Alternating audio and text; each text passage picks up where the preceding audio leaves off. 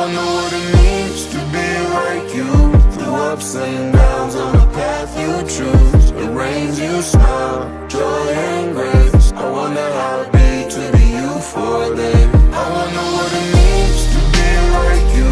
Through ups and downs on the path you choose. The rains you smile, joy and grace. I wonder how it'd be to be you for a day. I ask myself, what would you do in my position? Congratulations on the new release of I Hope / I Wonder, which came out yesterday, I think. Yeah. Well, like 12 a.m. So it's like midnight. Last night, this morning. Yeah, exactly. that's really good. Thank you. A really emotional song as well. Thank you. So congratulations on that. So let's get right into it.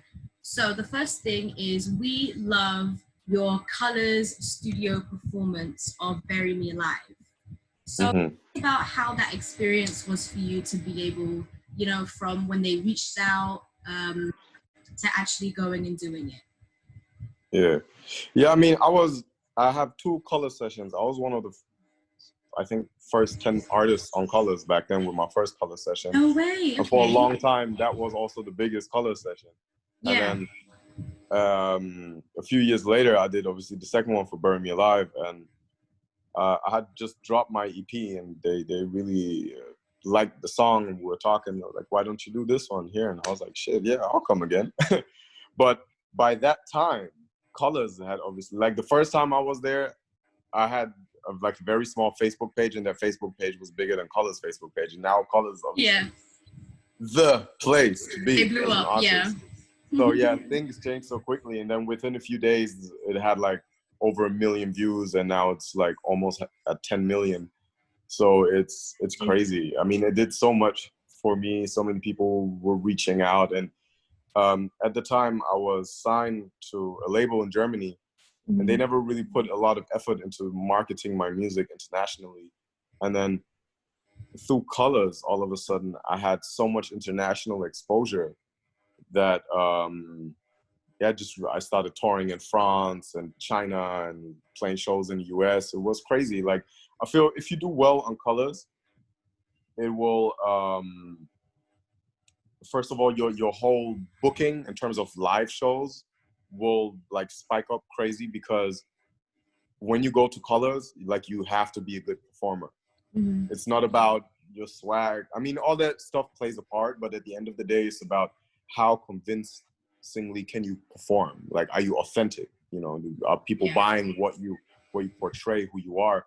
So if you do well there, I feel like your live game will change, and just the general exposure you have, like, it can really catapult you to a new level. And that's what it definitely did for me. Yeah, definitely. I know a lot of people who discover so many new artists just by like looking at the Colors page, and absolutely, it's a really good way to get a lot of views, to get a lot of exposure, and that's exactly how it went for you as well. So that's, and it's also it's the right audience. You know, there's so many platforms that you can go on as an artist, but like, there'll be either, I don't know, only about drill, or only about Afrobeat, or only about I don't know, pop music or whatever. But like, Colors is so spot on. It's like everybody that is into good music, into fashion, into art. It's like almost a community space for like-minded people from all over the world. Yeah, that's amazing. That's well done, honestly. Thank you. If I was an artist, I would kill to be on Colors and have that many people see my talent. Like, that's amazing. You must have felt really, really excited and happy to be able to get involved in an experience like that as well. Yeah, definitely. Especially 2 times. It's just like, 2 times. Like, not a lot of people get to do that 2 times. That means you must be something special. I'm hoping. Hey, mama said I'm special. Another thing that we love about you, we love how you're gaining popularity, right? And how quickly you're doing it. And you had a recent recognition on the Forbes 30 under 30 list. So was that a surprise thing that you just saw one day and you were like, oh my gosh, that's really cool? Definitely. I mean, because I was, I was last year. I was on the German Forbes 30 under 30. Oh, wow. And then I ended up being also on the cover of Forbes magazine Germany, and I didn't know that before. No way. So that was like, well, because mind you, I grew up in Germany, but I'm also Nigerian, and I dropped out of law school. So so then, you know, come back home and be like, yo, look, pops, I dropped out of law school, but I want to come look at me now. Forbes. It was really cool. And then the fact that I made the 30 under 30 European list, that's like a whole different game, because, you know, Europe is such a huge, not huge continent size-wise, but very diverse population-wise, and there's so many talented artists. And, you know, when you're not from, UK is really culturally and also business-wise, particularly when it comes to sort of mainstream and pop culture, such a hot spot, right? Not a lot of people look towards Germany when it comes to music or fashion and things like this. So to be recognized by Forbes and listed as an entertainer on the 30 under 30 is like, it's really crazy, because again, you know, a lot of people don't pay attention to certain countries and cities, and to be able to like wave the German Nigerian flag on that list, it's definitely something I felt really, really honored by. That's really, really cool. I never realized that you were on the German, like you were on the cover as well. That must have been amazing to like see that. Yeah, it's super, super crazy. It got a lot of, I think it had a lot of other rappers really, really pissed off because they feel like, oh, I'm richer than him, or I don't know, I'll sell more albums or whatever. But the thing I think people don't realize when it comes to things such as, like, obviously there's the Forbes money list, but then there's also, you know, the 30 under 30 and all these sort of things. Not everything is about how much money you have. It's also like about the impact you have on society and the things you stand for and what you fight for and the way you do your business. And I think our generation has in general that problem that they tend to be too focused on, I want to have a lot of money, or at least I want to look like I have a lot of money. And, you know, that's whole Instagram bubble and flexing on one another. I think people's getting lost in the sauce. Yeah, fake it till you make it, to be honest. But I feel that's the wrong way, you know. You look at how the world works, you look at how kids are more depressed than ever before, and we're more connected than ever before, but people are more lonely than ever before. And I do think that's also a result of social media and everybody always trying to be seen, you know, like, oh, I'm happy and I have this amazing relationship and I have all this money and and they don't show that your life is not all about six-pack and stacks of money and iced out and I'm in Dubai chilling somewhere, but life is also, I'm sad and I don't know how to pay my bills and I broke up with my partner, and, you know, just how everything goes. We're all humans. And definitely. Don't forget that. There is definitely so much pressure on social media, and because literally any young person has access to it straight away from seeing, you know, their favorite rappers, singers, idols, doing all of this stuff, automatically they just want to be exactly like that as well. And then you've got people spending their whole paycheck on a pair of trainers. And it's crazy, because it's not, social media is not a fucking competition. It is not about outperforming the portrayed level of happiness that you see others have. And this whole, you know, we are wired to compare ourselves with other people, and that's already where the problem starts. And I feel if you are an artist, I mean, not everybody has to be, I don't know, a Kendrick or a Pac or J. Cole or like super conscious. We do need the turn up and the flexing and whatever, because it's fun to be cool and to do that shit. But once in a while, I think it would do, it would help a lot of people to keep it real once in a while. Definitely.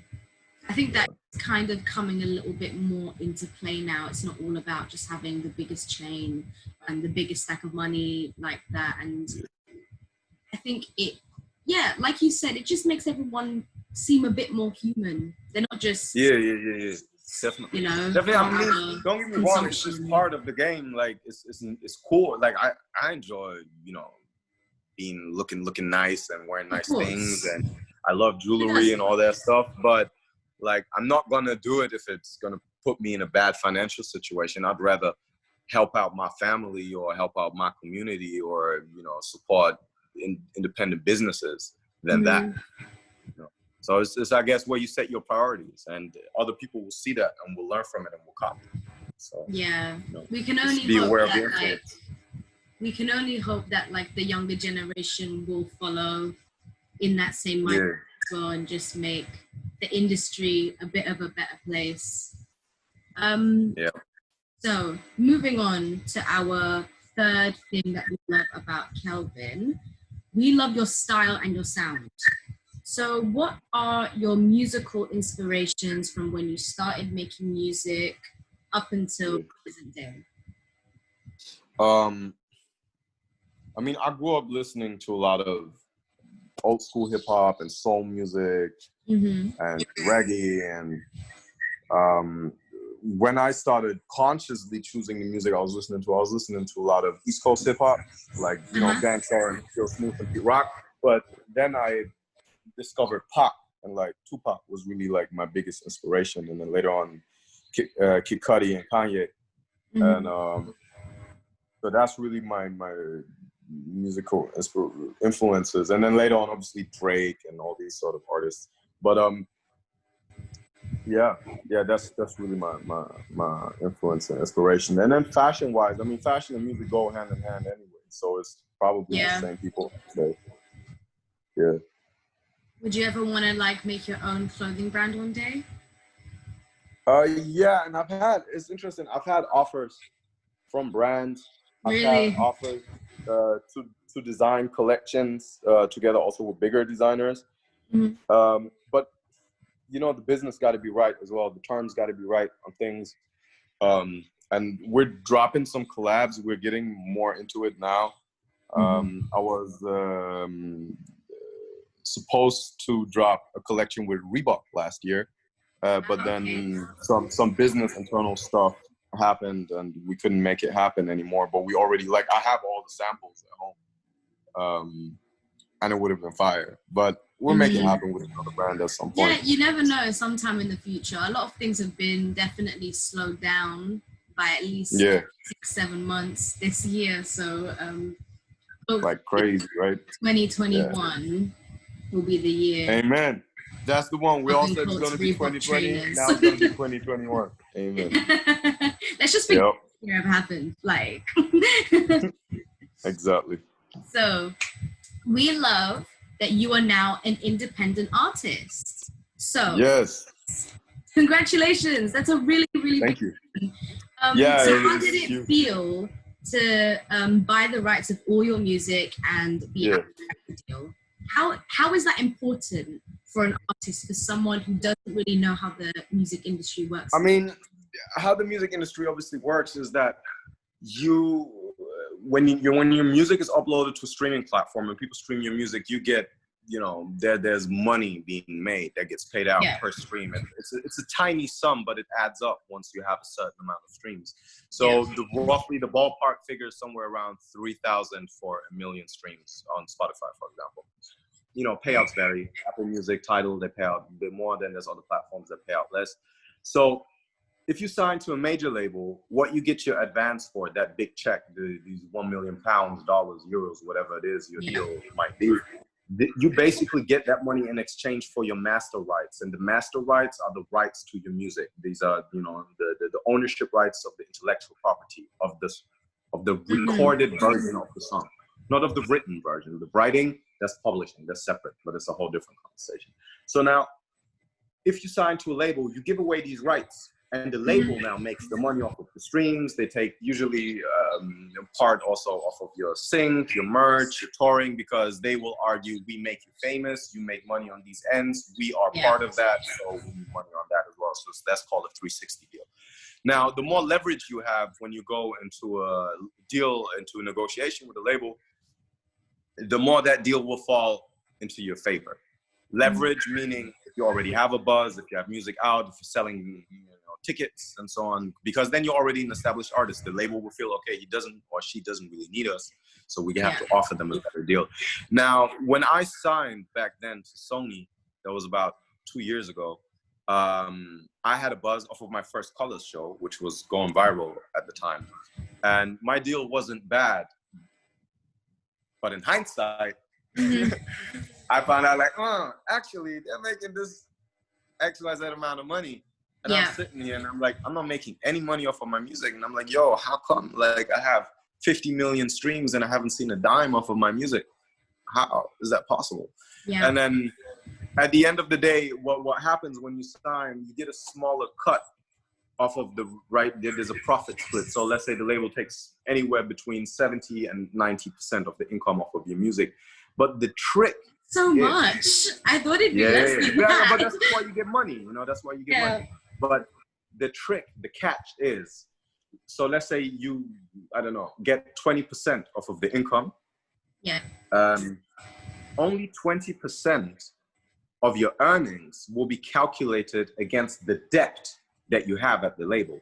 And it's not really debt because you don't have to pay it back, but it's recoupable. So before you make any money off of music, they will have to recoup their entire investment. And the catch is, if you make, if your streams and your sync and whatever makes $1 million, you only get 20% of that accounted for against your debt. So the label earns $1 million off of your music, but on their books, only 200,000 will appear. Yeah. And if it has cost them 500,000 to generate 1 million, you will still be in debt with 800,000. And now, because you're still in debt, if they have an option in the contract, they can say, oh, you still owe us money. And you'd be like, yeah, but y'all made $1 million. And they'd be like, yeah, but it's only the 200,000 that got accounted for. And now they can say, we want another album from you. And with the next album, they're going to spend money again on marketing, on videos, recording advances, whatever. And now you have another 500,000 debt added on. And it's going to be the same spiral. So unless you happen to go viral and have a huge hit, which also usually costs a lot of money because a lot of the stuff you see trending out there is engineered, you're going to be basically forever in debt to a label and you will never make money off of your music. So once I realized that, and I realized that when I was in LA, I was in West Hollywood at the Chateau Marmont, and I met one of the grandchildren of James Brown. I was talking with him, and we had a mutual friend who introduced us. So we were talking, and he told me that he wasn't making, like his family wasn't making really any money off of James Brown's catalog, off of music. I said, what? James Brown? Yeah. And he explained the situation to me. And then I said, wow, like this is one of the greatest musicians that ever lived. And his grandchildren are not making money off of his music. The label is, but the label didn't make the music. They paid for the music to be created, but they didn't create it. Yeah. And then I said, I want to build up generational wealth. I want the fruit of my labor to benefit my kids and their kids and I don't know, their cousins and whatever. Because if you look at a lot of the largest corporations in the world, a lot of the largest brands in the world, they are owned by families or by holding companies that manage the wealth of certain families. And then I said to myself, wow, okay, basically I signed away my rights. And now technically I'm like an employee of the label. Yeah, definitely. And I said, no, okay, this can't be it. So there were other things going on that I wasn't happy with in terms of marketing because my music wasn't marketed properly internationally and things like that. So I said, you know what? Because they wanted to exercise the option. They wanted me to drop another album. And I said, I'm going to give you X amount of money, which is a lot more than I was originally signed for, because obviously my catalog was out there generating money. There's value to my music. And I said, you know what? I'm going to give you this money, but you're going to let me go. But not only am I going to buy myself out of the deal, I'm going to buy back the rights to all of my music because I have to own my music. And was a long negotiation with lawyers and all that stuff, but it worked out in the end. And I walked, away as a free man, plus as a man that owns his music. And now I've partnered up with my manager. He's now also my business partner, and we started our own label and employed a lot of my friends, and now we're just doing shit on our own, and it's been going amazing. Like we've had no issues so far with any of our releases. Like, you know, with the label, there would always be fuck ups and so on, and that is at the end of the day, because to us this is our life, right? I'm in the studio, I'm a musician from the second I'm an artist. From the second I wake up to the second I go to sleep, and even while I dream about music and things related to my artistry. Somebody who works at a label, their job tends to end at 5 o'clock. I mean, I'm not saying there's no people in the music industry on the business side that are passionate. There's a shit ton of people who are super passionate and great A&Rs and product managers and so on, who work their asses off day and night. So no front on all of y'all who love, you know, who are in it for the music. But a lot of people, to them, it's just a job. And you will only move as fast as the slowest person on your team. So if you have an A&R or product manager or a marketing person that is responsible for your stuff and they don't pull their weight, you're going to be held back. Yeah. Wow. That was that whole ordeal, actually, of like being in a label, trying to get the right. And it's actually like, it's surprising how much kind of really goes into this, like behind the scenes, that people really don't actually know about before really getting into this sort of industry. Yeah. And it's really, really fortunate for you that you were able to have the opportunity to buy all the rights to your music, because that's a really, really well, it wasn't necessarily we had the opportunity, we created the opportunity, right? We had to fight for it. We had to fight for it. I had to pay lawyers. My manager was negotiating day and night and all that stuff. But it is super important. And that's the thing. A lot of artists, they don't realize that now every cent that comes in via streams, sales, syncs, because my music is synced a lot. Like 2 years ago, it was synced to the World Cup ad by Head and Shoulders. And there's like loads of different opportunities to really get a lot of exposure for your music and make a lot of money. But if you don't own your music, you're not going to make the money off of it. And a label has no magic wand. The days where you needed a label to finance the production of your CDs and make sure you get good positions in retail, points of sale, they're over. The label speaks to the playlister at Spotify and Apple Music and Amazon and Tidal and wherever to get the music playlisted. But that is something that you can do. That is something your manager can do. That is something, if you have a good, well-connected PR person, that is something that they can do. And a label, yes, they hold leverage. They have certain playlist spaces and playlists that they own or that's dedicated to them. But at the end of the day, if you have a buzz, if you're selling tickets, these platforms, they pay attention, and you will have a spot there and you will take place there. And like the only thing you really need a label for in this day and age, technically, is money, but you're better off getting a loan somewhere. Wow. But that does lead actually to my next question, which is just that, we really love want to build a foundation for your family within the next coming years. So it's like bringing back that point on generational wealth. Yeah. What does it mean to you, and why should it be important for everybody else? Because at the end of the day, like, listen, I'm not doing this for me to drive a Bentley. I'm doing this so my grandchildren won't be depending on public transport. Not that I have an issue with public transport, but you know what I mean? Like, I don't want my kids and their kids to go through what I had to go through, what my parents had to go through as first generation of immigrants here coming from Nigeria.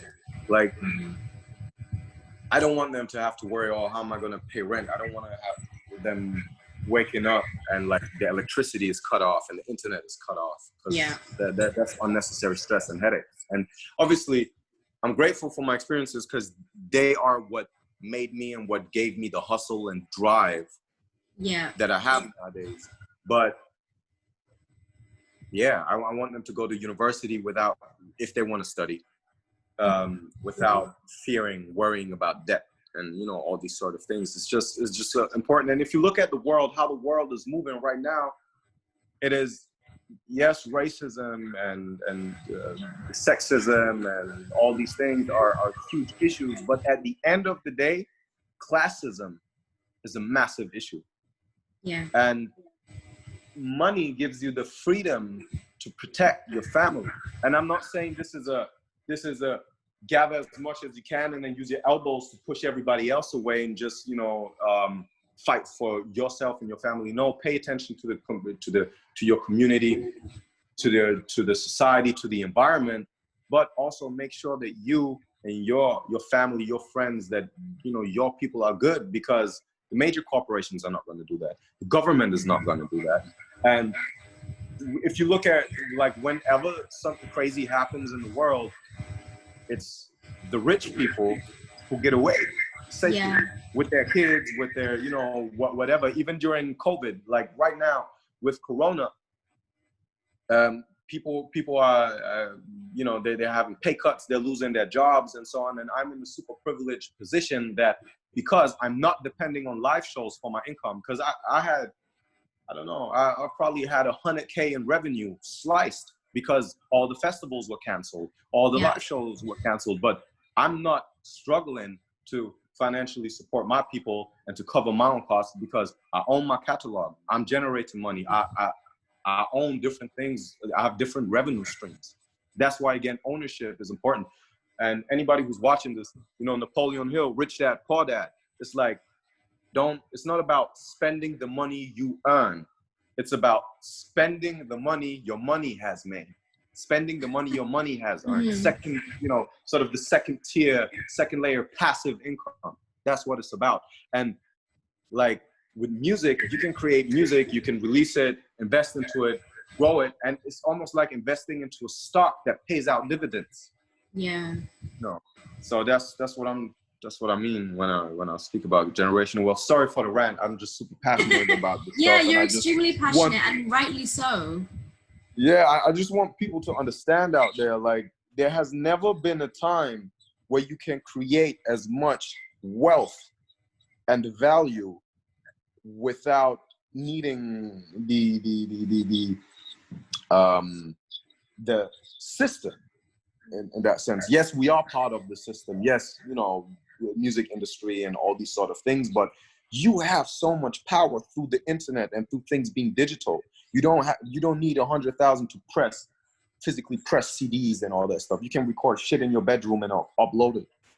Like when I was living in the UK, studying in the UK, that was the first song I ever properly released. It's called "Traded for You," and I recorded that in my dorm room with like 100-pound mic and like some cheap interface, and then we shot a video basically for free, just on some, you know, different street corners, and we released that song. And like that money is still sitting in my TuneCore. I've never touched it, but it's growing. It's like an investment, and it's beautiful. So yeah, man. Wow, that's really good, actually. And it makes a lot of sense as well. Like, I think a lot of people should be thinking about creating wealth. I mean, I'm pretty sure a lot of people do, but then there's also a lot of people that think, you know, I want my kids to be able to know what it was like because I had to work for. Oh no, I'm not saying you should raise rich, spoiled brats. Oh no, no, of course not. Just because you have money. But of course, like, you want your family to be comfortable. You don't want anyone to be struggling with any sort of situation that is like unnecessary and could really big stress to them. And I completely understand. Of course, I want for myself.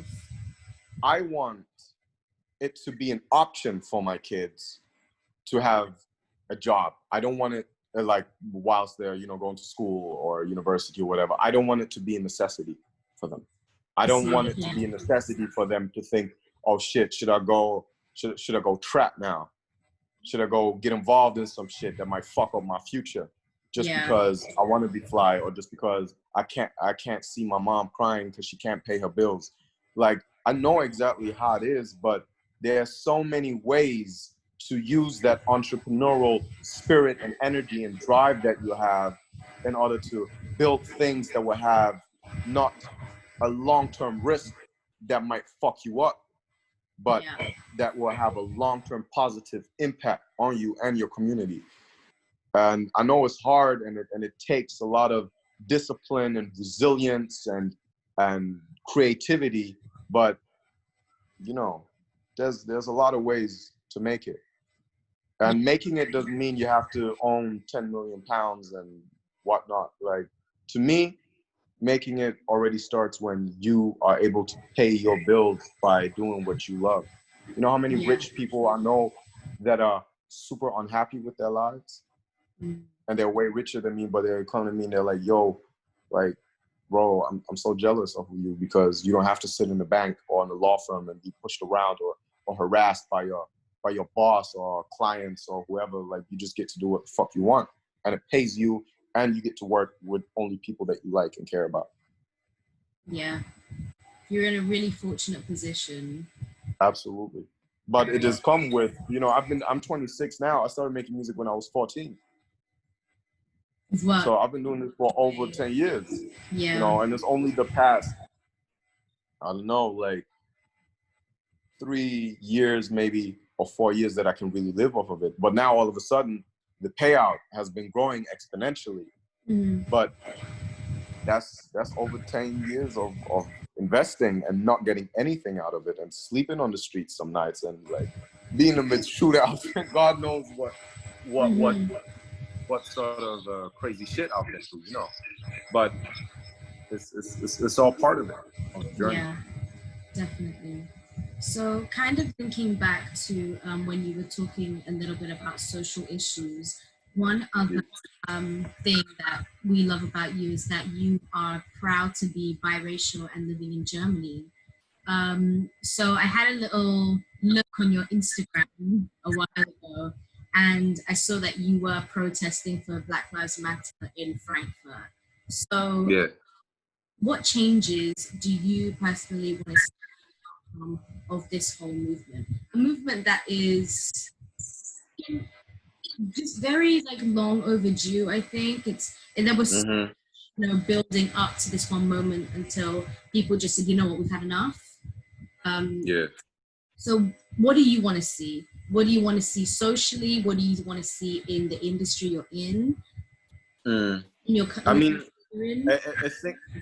a thing I love to see is the fact that, particularly in Germany, there's not as many Black people as in France or the UK, just because Germany didn't have as many big colonies. And Black people didn't come to Germany out of slave trade. So most Black people that live in Germany, or people who have Black ancestors that live in Germany, it was a choice for them to come to Germany.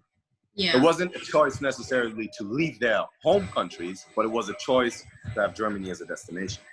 So the sort of the Black identity and Black history of Germans, of Black Germans, is very different, I feel, to the ones in the US and France and the UK. But generally speaking, we're still dealing with the same institutionalized problems.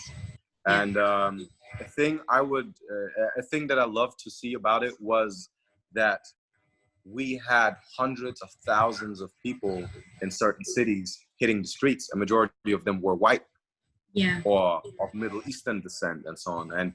And seeing that solidarity really made me happy, because I felt like, okay, we're not alone. We're not, you know, alone with our battle and with our fight. And it sends a very important message, because the moment you are not directly affected by something, but you stand up against it, sends a very clear message to the perpetrator or oppressors, because it means as long whenever other people who are not impacted are around and they speak up, it means they don't tolerate it. They're saying, not whilst I'm here. You're not gonna hurt, harm my brothers, my sisters, women, Muslims, Jews, Black people, as long as I'm here as a, you know, white person or German person. And that is a very, very important message, because silence means siding with the oppressor. Definitely. a thing I would like to see more is it converting from a social media hype even more to a real world, everyday thing.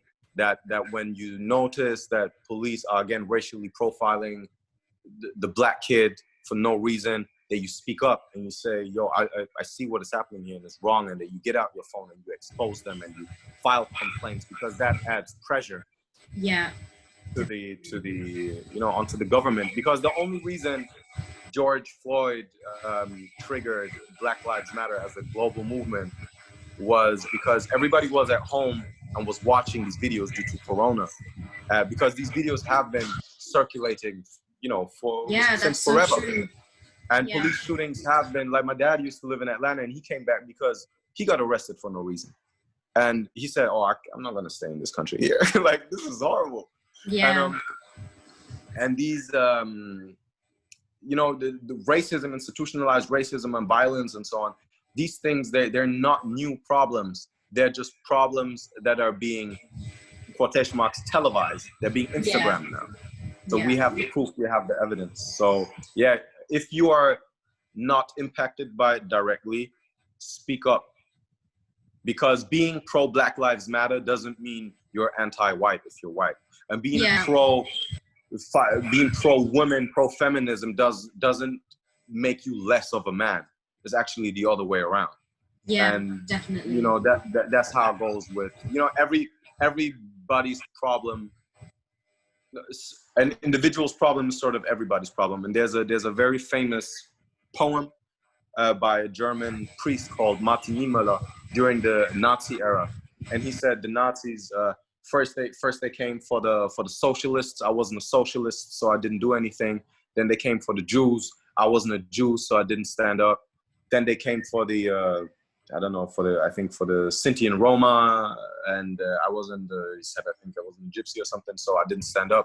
And then they came for the Christians, and I was shouting for help, but there was nobody left to help me. It speaks volumes, actually. Definitely what you said, like silence is taking the side of the oppressor. I attended a march with a group of my friends as well, and just being surrounded by that much energy and all of those people, it made me feel so good that everyone is willing to come together to fight against, police brutality, the killings, murders of Black people unprovoked, and also just the fight against racism in general, which is ongoing. Segregation wasn't that too long ago. People are still alive from those times when segregation was still so it was definitely a thing that was overdue, and I totally agree. This needs to move just off social media, just off posting the black square and being like an actual everyday fight, man. It's an everyday fight. And to, people who are saying, I don't want to hear racism talk anymore, it pisses you off. It's so funny to me to hear that, because it's like, yo, but imagine how it must be like to witness racism every day. Yeah, on a daily basis. Yeah. You can't. I can't turn off my phone, and then I avoid the conversation. Like, not saying that I'm oppressed everywhere I go, but you know what I mean with that statement. And it's like, and also at this point, shout out to you and all women out there, because as a man, I'm like, I'm experiencing these things, but like as a woman, like there's also issues within the Black community in regards to women. And so I always feel like if I deal with something as a man, I can't even imagine how it must be like to be a woman, because there's an additional layer added to it. Yeah. So that's why I big up all my strong women out there. I mean, especially like a lot of things came to light with Cardi B and Megan Thee Stallion's new song at WAP. So a lot of men are really crying about this whole thing. It's hilarious. It's hilarious. I was actually playing the song because I came back to Germany due to Corona. I was in LA, And Yeah. so I've been spending, you know, the time with my family, which is amazing because I haven't been with them this long since 2 years. However, I was driving with my mom in a car this morning and I played the song. And then I was like, so what do you think about it? And she looked at me and she's like, this just sounds like 2 Live Crew, but it's women. Yeah. So I'm like, yo, like this is what guys rap every day. And now a woman is taking charge of a sexuality. And then it's like, yo, it's an issue. I mean, yeah, now it's too. No, man. People gotta calm down, yo. Everybody's having sex. We all love sex. Like, why can only a guy rap about it? Yeah. Why shouldn't a woman? And then people are saying, oh, it's corrupting our kids and turning the girls into hoes and da-da-da. And it's like, no, man, that's bullshit. It's not like you don't want to listen to that, then I don't know, man, listen to Georgia Smith or, you know, somebody who doesn't rap about pussy. Like, if you want to listen to that, then listen to Cardi B and Megan. I don't know, man. People just gotta fucking chill out. Yeah, 100%. Like, seeing all of these things on Twitter, guys are making whole videos, you know, talking about it, saying, you know, this is gonna damage like the younger generation of society. And it's like listening to male rappers that rap about the exact same thing. Yep. How is that not damaging? But when a woman does it now, it's like completely inappropriate. Yeah, but that is it just speaks volumes on the insecurity of men. Yeah, like, yeah, definitely. You know, if the fragile male egos. It's like, you know, it's the same thing with, you know, you have a lot of sexual partners as a man and you're a stud and, you know, you fuck a lot of guys as well through a hoe. It's like, nah, man, all of y'all, free your inner hoe, men or women alike. Enjoy the shit. Just make sure it's safe and make sure you know what you're getting into. And if it's not for you, then it's not for you. That doesn't make you boring. You know? So, okay, so go back a little bit to music, your music production. So, we love your flow. So, what are the stages of creating a brand new track or an album? Anything? What are the things that you go through? Oof. I mean, I've never dropped an album. I've only dropped EPs and singles. And for me, it's I don't necessarily work on beats. Okay. Like sometimes I do record demos to beats, but generally speaking, I am very involved in the production. I'm in the studio, and you know, we build from the ground up together. That's really the best way for me to work. Yeah. And I also, so I love spending time in the studio, but also love spending time outside of the studio because I feel like you got to live and experience life in order to create art, because art is in some form either your way of telling about your life or recreating an abstract reality, you know, an alternative world to dive into. But all of it, in my opinion, is fueled by life experiences. Yeah. And I can source inspiration from anywhere and anything. Like last year, I flew to Marrakesh for 5 weeks. I rented a huge mansion. I flew in people from all over the world, and we just made music there, you know. And it was crazy. It was like in the desert. We had a pool. We had people cooking for us. We went quad driving on the dunes, and then went back to the studio and set up a studio like in this huge parlor, and then another one on the roof, and another one in the pool house. And it was really, really dope. And I felt like the music I created there was very different from the sort of music I would create when I'm in London or when I'm in Paris or in LA, just because I was now out of the big city. I wasn't going to parties. I wasn't going to events. I wasn't influenced by, oh, what is this rapper doing or this person doing? I was just doing me in the desert. In the desert. Definitely. Yeah. It's really interesting how just being in a different location can like affect your mood so much. 100%. A lot of people, well, I mean, not a lot of people, but a lot of artists definitely, because they switch between like being in LA and being in London. And like, for an example, one of my favorite bands of all time is Arctic Monkeys. So they recorded half of AM in London and half of it in LA. And you like after like reading that in like an interview, you can definitely hear that there is a different sort of tone in it. Um, but yeah, that's really interesting. Maybe you could like do an album like every single one is in a different country and just see what you come up with. Yeah, definitely. Like we're planning when Corona's over and the world has calmed down to do the same thing, but like go to Southeast Asia, maybe like Bali or the Philippines or Thailand, and the whole idea, the whole inspiration from it came because of Kanye, because I had learned that he would go to Hawaii very often and do his projects there. And then I'm working like all my new music is executive produced by Colt, who's somebody who's worked with Kanye for many, many years as an executive producer and head of Good Music. So I learned I am learning a lot from Che in regards to this, and also just music and how to go about things. You know, I used to make, sometimes I used to make like 3 songs a session, and now there's some records that I've been working on for over a year. Just because I don't know, I want a particular bass in there, or I want to get the verse right, and then by the time I re-record the verse, I'm like, oh, my style of delivery has changed, and I have so many songs.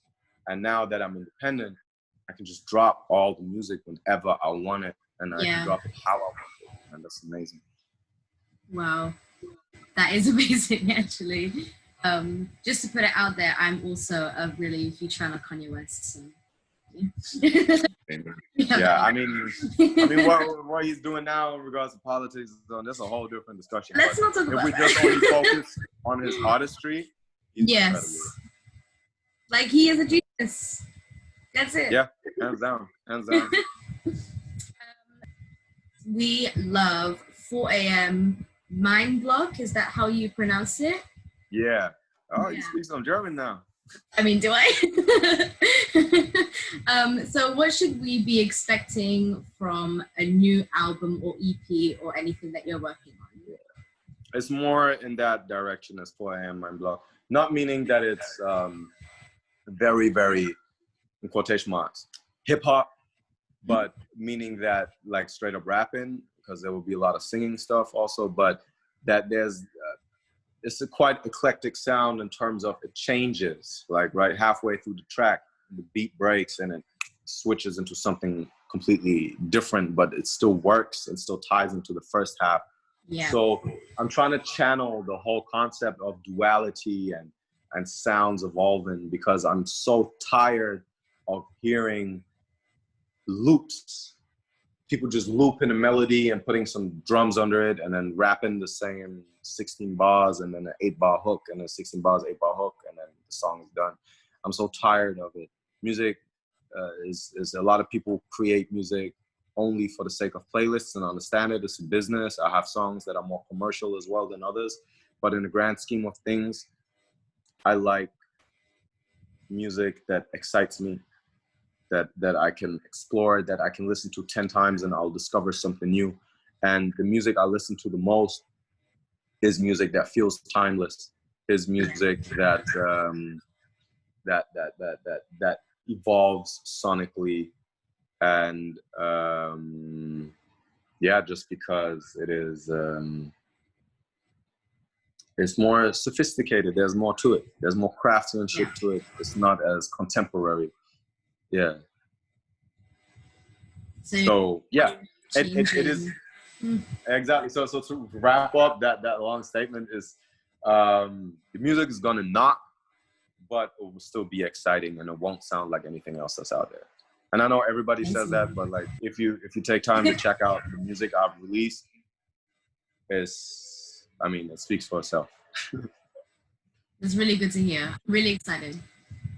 So coming up to our 9th thing that we love. So we love fashion sense and style. So how was it modeling for Louis Vuitton?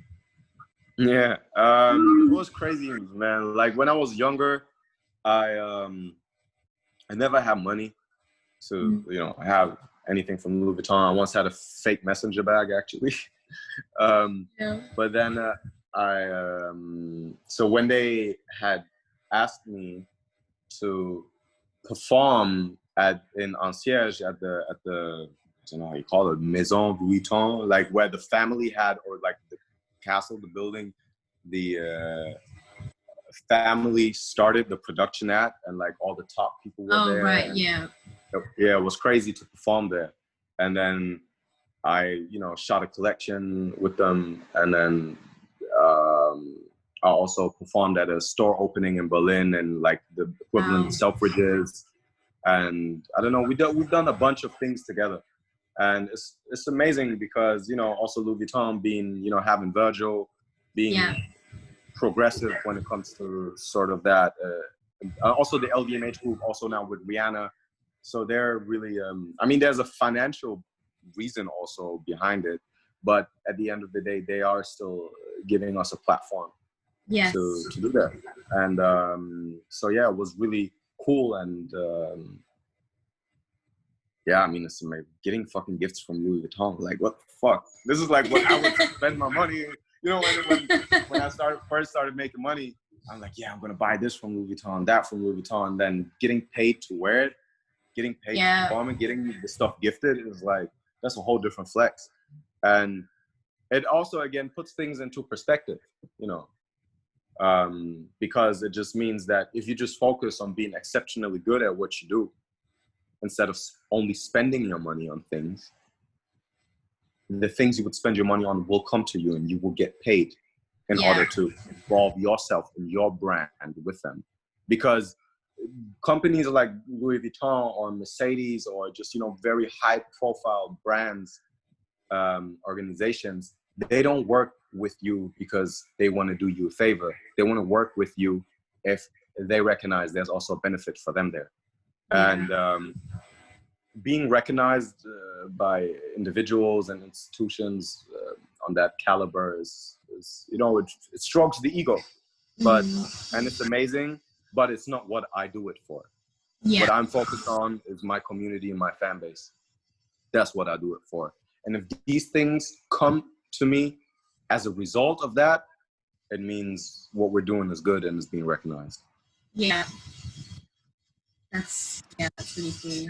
We've reached the end, or nearly the end, of all of these 10 things that we love about you. So the final thing that I'm going to say is we really love your energy on stage. I saw that you were due to perform at the Rolling Loud Festival in Portugal. Amongst some really, really big names, and it's been pushed back. How was it to be asked to perform? How is it? I mean, perform at like any sort of festival, when maybe like when you were first out, things like that? I mean, it's cool because it's also, where you want to see yourself as an artist amidst these sort of names. But I don't know. It's like Rolling Loud is I think why people are very hyped about it is because it's such a huge American brand. Yeah. Such a cool festival in the US. And then they're bringing over all these massive, massive names. And then to see yourself amongst that lineup just means like, okay, even though you're not from ATL or from LA or wherever, it's like, but people are recognizing you to be like, your music is equally as good and your artistry is equally as important. Yeah. And, we also play shows in the US and play festivals there. So it's like, it just feels good because, mind you, I am one of the few people that make English-speaking music coming from a non-English-speaking country. Yeah. And my career is really based off of playing a lot of live shows because I didn't get access to the same tools as other domestic artists. I don't get onto all the big German-speaking hip-hop playlists and so on. So my fan base, I built my fan base through just playing as many shows as I could. And that's why my whole live game is so strong. Because I've played, I don't know, I don't want to lie, but like last year I've played, I think, over 100 shows worldwide. Wow. So it's like, I take a lot of pride in being a good performer. And that is also because I feel like if you convert a stranger or a fan, if you can convert a room live, it's a different kind of connection you have with that person. And that connection will last forever. unless you do some really fucked up shit to piss them off. But generally speaking, because there's so many artists that sound great on record, but they're really shit live. And music, if you think about where music comes from, people used to stand somewhere and sing in the crowd. They used to play guitar or, you know, drums or whatever. It used to be a community experience. So if that element misses and you can't pick up people like that, you drive them away from you. But that is obviously if you're somebody who cares about live shows. And that's how I see myself. So I can't wait for Corona to be over and for us all to be able to attend festivals and shows again, but who knows when that will be or if that will actually ever truly happen in that way. They did, I think they did one for like a Virgin Music Festival a week ago or so, and they did like a socially distanced thing where you could just sit with your friends. In boxes, yeah, I saw that. Box square thing.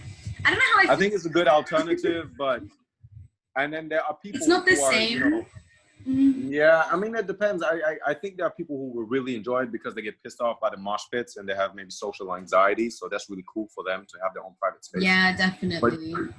But generally speaking, I like the energy. I jump off stage, I crowd surf, I hop into the mosh pit, I do all of that shit. Yeah. So I can't wait for it to come back.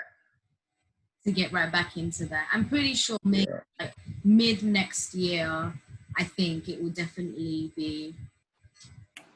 Yeah, I mean, we have a tour planned for March next year. So, but it's also because that is only the German tour. That's not the international part of it.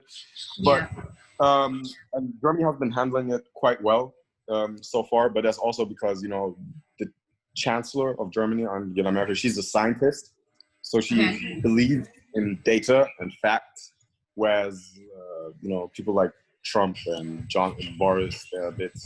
Yeah, I don't know, man. Let's not even get started on them. So, you know, yeah, is what it is. I hope we can tour in March. If not, we'll have to delay it. But I'm keeping my hopes and my faith high. Definitely. I really hope that you can come, you know, to the UK, to London very soon as well. Yes, absolutely. I love London. I miss London. I miss my people there as well. Yeah. Who do you like to spend the most time with, like, when you're in London? Is there anyone that are, like, your go-to people that you're like, hey, I'm in your area? Yeah, I mean, it depends. Usually when I go to London, like, I go because I know I'm going to have a session or a shoot or a show or whatever. And then when I get time, you know, I don't know, there's a bunch of people, you know, be it, I don't know, Cisse or Koji or, you know. Nice, yeah. There's just my friends, but it's also because a lot of sort of people there I've known before I started popping as an artist. So it's a different kind of relationship with a lot of them. And then also just my, quotation marks, normal friends who are not from the industry because... And these are actually probably the people I spend most time with because they keep you grounded, you know. Yeah. Like my mom will tell me, take out the trash. It doesn't matter if I've just come from performing for Louis Vuitton. Like my homie who works, you know, a normal job somewhere, he doesn't give a fuck about anything. He's like, yo, guy, you know, show up on time. I don't give a fuck that you're Kelvyn Colt. Like, be on time. Like, and that's the shit that will keep you real. That will keep you grounded. Your day one people. So, yeah. Thank you so much for taking the time out to talk to me. This has been a really and interesting conversation. As well as someone who is definitely popping right now, coming up in the industry. It's really, really nice to get your insights on a lot of different things. So I wish you all of the best. And I really hope that all of your musical endeavors go really smoothly from now on. Thank you. And maybe one day if you come to London, you do a show, I'll try and find you. If I can get... Yes, 100%. You're invited. Yeah. I'll be like, do you remember me? And you're like, no. We'll turn it up. So. But yeah, thank you so much for talking to me. And maybe one day we'll chat soon. Amen. Stay blessed. All the best. Love.